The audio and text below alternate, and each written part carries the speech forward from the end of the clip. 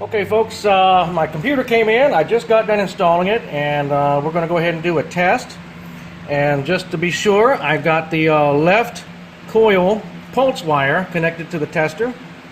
And we're not going to use a AA battery or anything like that. We're going to do it, test it straight off the pulse generators, and that'll let me know if the pulse generator works. And of course, you remember the left channel was the one that was working. It was the right one that we were having issues with. So for now, using the starter, I'm going to rotate it and it should flash.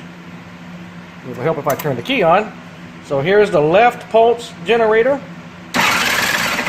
Oh, hold on. Must have been a bad connection. Let's try that again.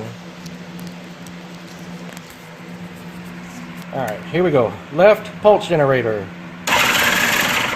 Alright, you see that one sparked, and there's the 2 or 3 second delay, and boom, it's off. Now I'm going to switch it out to the right pulse generator. Cross your fingers. Here's the right pulse generator, and we'll see if this sparks.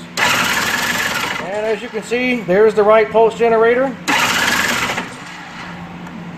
That was the problem. It was the ICU. The ICU had malfunctioned, and that's what was causing a no start or no spark issue on cylinders 1 and 2, which is the right coil, and the left coil, of course, is cylinder 3 and 4.